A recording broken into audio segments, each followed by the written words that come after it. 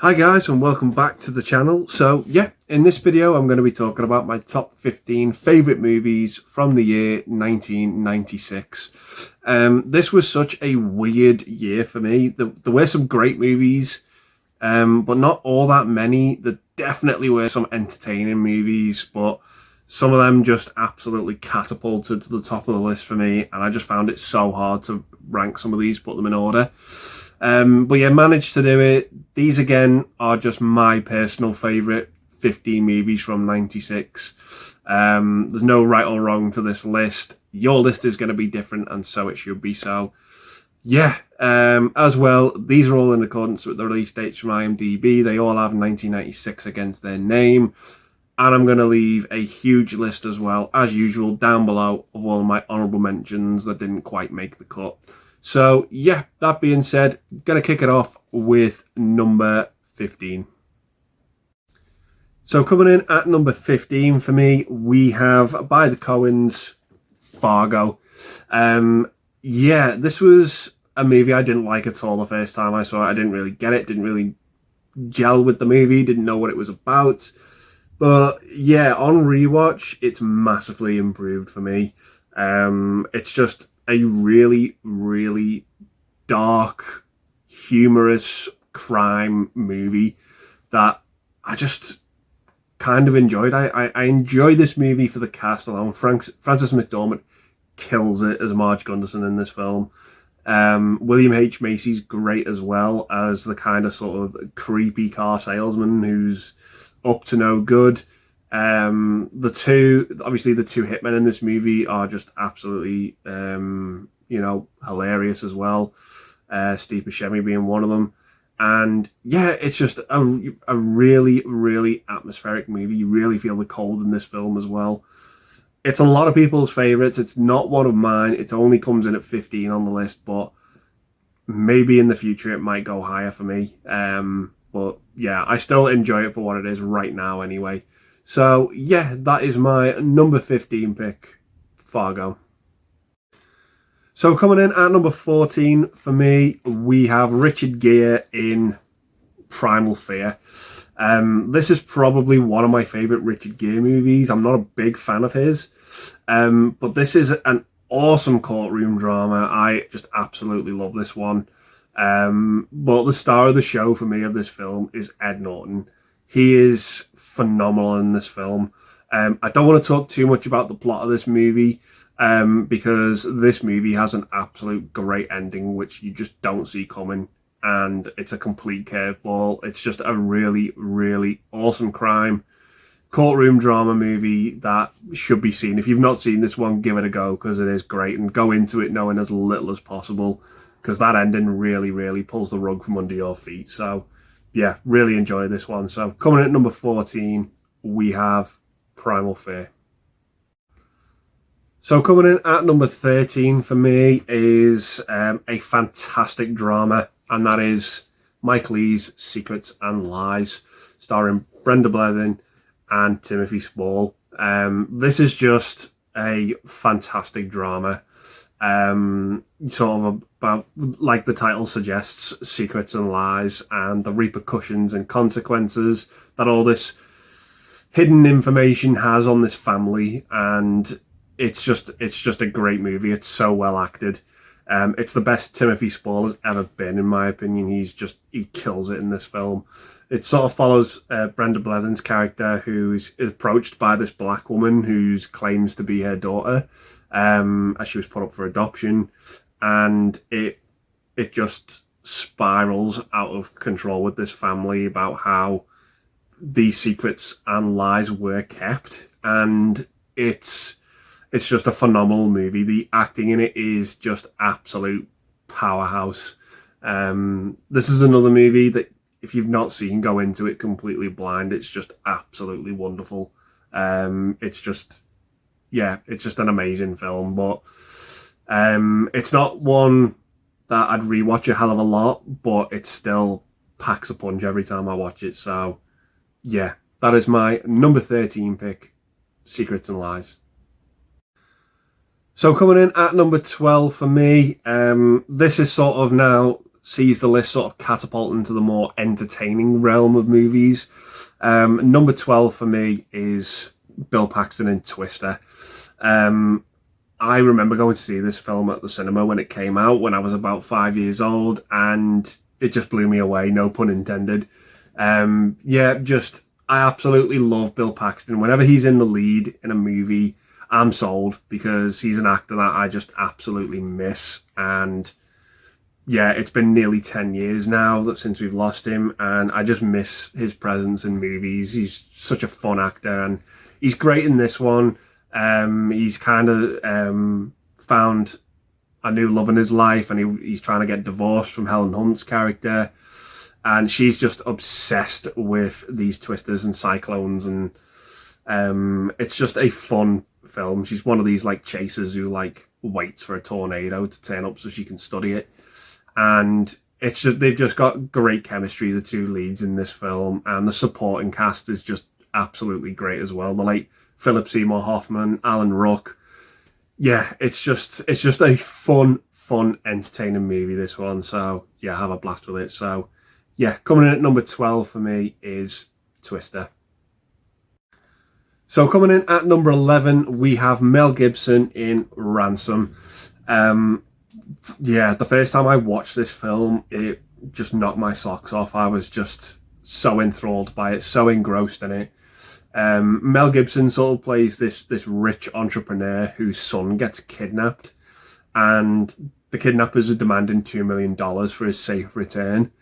And throwing a curveball in there, instead of paying the ransom, Mel Gibson decides, instead of using the money, I'm going to put the money up and say, anyone who discloses who these kidnappers are, I'm going to give the money to them. And it's just a really, really awesome, suspenseful movie. Absolutely love this one. Gary Sinise is also in this movie. He's just absolutely great. Rene Russo, as Mel Gibson's wife, is great in the movie. It's just an awesome, awesome movie. Really, really enjoy this one. It's got a great bunch of villains in it that you love to hate as well. So, yeah, it's just a really kick-ass movie. Absolutely enjoy this one. So, yeah, coming in at number 11 for me, we have Ransom. So cracking into the top 10 now, coming in at 10th place, we have Robert Rodriguez's From Dusk Till Dawn, Quentin Tarantino and George Clooney. Talk about a movie of two halves. This is just such a curveball of a film. Sort of follows these two brothers at the beginning of the movie who pretty much take this family hostage to try and get to Mexico. That's the setup of the movie, and then it just turns into an absolute bloodbath of a vampire film. It's gory, it's over the top, it's insane. Everything you'd want from that film. The movie also gives us that unbelievably sexy scene with Salma Hayek. It's everything you'd want. It's just so much fun. Really, really entertaining, really off of the charts stuff. And yeah, it's just a bit of a blast of fresh air, this film. Just doing something different with the vampire genre, and yeah, just really, really enjoy it. So coming in at number 10 for me, we have From Dusk Till Dawn. So taking 9th place for me is Peter Jackson's The Frighters. This was a movie I went into completely blind, not knowing anything about, and it's just a really, really fun supernatural film with a bit of mystery to it. It's great. You've got Michael J. Fox as Frank Bannister, who is pretty much... he can communicate with the dead, and he uses it to his advantage. He uses it to con people, and that's how he makes his way of living in this movie. But there's something very sinister going on in the town that he lives in. And without sort of going into spoilers or anything, because this movie, you need to go in with a clean slate. The movie is so much cleverer than it deserves to be, in my opinion. There's a lot of thought and a lot of details in this film that really are commendable to it. It's fun, it's over the top, it's silly, But yeah, it's a movie with brains as well. It really, really works for me, this one. But if you've not seen it, check out The Frighteners, because I thought it was an absolute delight. So yeah, that is my next pick. At number 9, we have The Frighteners. So coming in at number 8 for me, we have Tim Burton's Mars Attacks. Talk about an ensemble cast with this movie. There are too many people in this film, probably for the movie's own good, but it works so well. And it's utterly insane, the cast of this film. It's a movie that is over the top. It's hilarious. You've also got Jack Nicholson in this film playing 2 roles.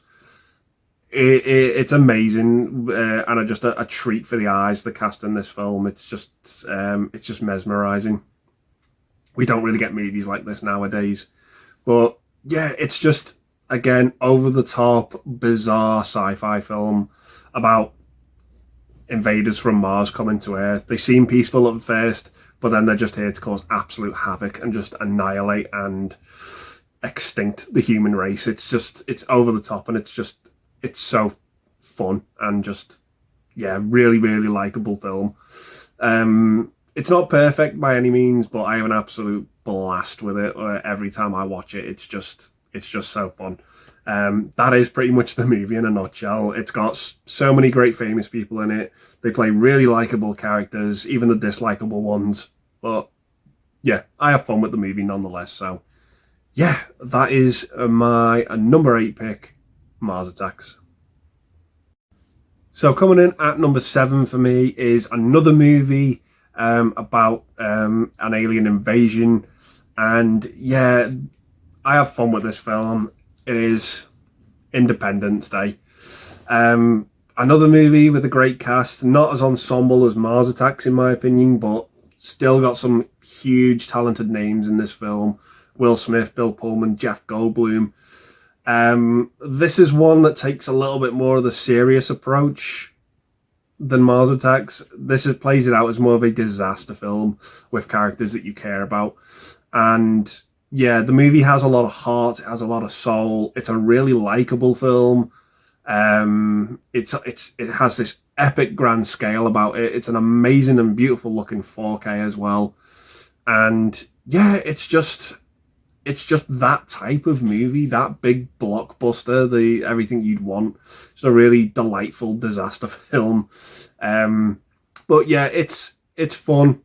It's a good time. The special effects in it, I think, still really hold up. And it gave us that iconic scene of the White House being blown up. It's just synonymous with this movie, that scene. But yeah, I have a really great time with Independence Day. It's got one of the best movie speeches in it as well by Bill Pullman. Yeah, just an awesome, kick-ass, fun time of a movie. So yeah, that is my number 7 pick, Independence Day. So coming in at number 6 for me, we have Joel Schumacher's A Time to Kill.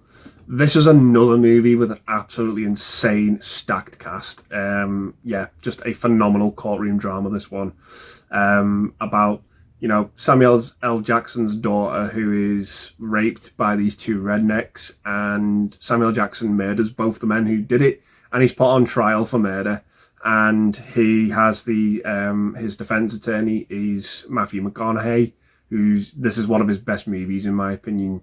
And you have Kevin Spacey and his team as the prosecution. This is just a awesome courtroom drama. I absolutely love it. It's one of the rare movies as well where we get to see both Donald and Kiefer Sutherland star in a movie. Yeah, it's just an absolutely insane cast. Really awesome courtroom drama. Yeah, I just have a kick-ass time with this film. It's also the movie that Joel Schumacher made between Batman Forever and Batman and Robin, and it goes completely unsung, I think, for that reason. It deserves to be seen by more people. It's just a really, really awesome, gorgeous-looking film by a very underrated director, in my opinion. So, yeah, that is my number 6 pick, A Time to Kill. So coming in at number 5 now, we have a comedy from Adam Sandler. And I rewatched this one a hell of a lot when I was younger. And it is Happy Gilmore. Have it in this 2-pack here with Billy Madison. But Happy Gilmore was always my favourite out of the two. It's just another hilarious movie from Adam Sandler from the 90s. And yeah, it's just him wanting to be this hockey player, but he's absolutely terrible at the sport. And he just doesn't realise that he's completely blind and has tunnel vision to, he's just, hockey is his number one sport, but he's actually a really, really talented golfer, but he can't stand the sport. But he decides, you know what, I'm going to give golf a go. I'm going to raise money from it to try and help save his grandmother's house. And that's the plot of the movie. It's got one of the best bully/villains in it ever with Shooter McGavin.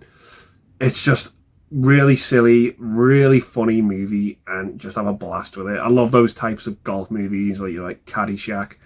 Yeah, it's just really, really fun, this one. So, yeah, that is my number 5 pick, Happy Gilmore. So coming in at number 4 for me, we have a movie starring and directed by Tom Hanks, and that is That Thing You Do. There's something really, really likable about this film. I just can't put my finger on it. It's just, maybe it's the setting of the movie, what the movie's actually about. It follows this band called The Wanderers who write this song, and it becomes a smash hit for them. They go on tour. Tom Hanks becomes their manager to try and promote them and make them as successful as possible. But the band goes through some tough times, and eventually you can kind of guess where the movie's going, but it just sort of captures that little bit of success that this band was having and could have gone on to have had. They write this song called That Thing You Do, and it's an absolute smash. It's just, even now listening to it, it's a great song. Really, really underrated. And for a song, I think, written in the 90s, it really feels like a 60s song. Really fits the time of the movie was made as well. And Tom Hanks, just, what a surprise from him as a director. Just absolutely amazing. It's just a really fun, feel-good movie that is just totally worth checking out if you've not seen it.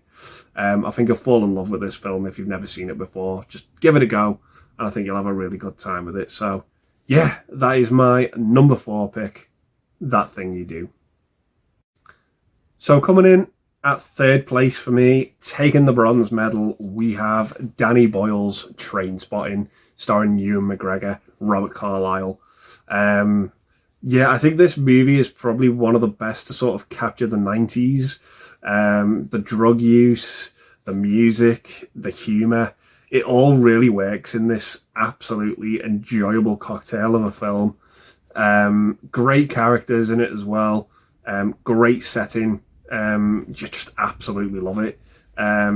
It's not one I enjoyed the first time I watched either. It was years later that I went back and revisited it and finally clicked and got the film. There's some stuff in this movie that for me is just absolutely hilarious. The Spud with the bed sheet is just hysterical. When those pills that Ewan McGregor takes finally kick in and his stomach goes, it's great. But it's also got some of the most harrowing and nightmare-induced imagery in a movie ever. Obviously the stuff with the baby on the ceiling is just horrific, and that whole plot point of the movie is just absolutely heartbreaking, and it's just a real balls to the walls movie, and it doesn't shy away from what it wants to show you or what it wants to tell you. It's just an exceptional film. I absolutely love it. It's a whole trip of a film.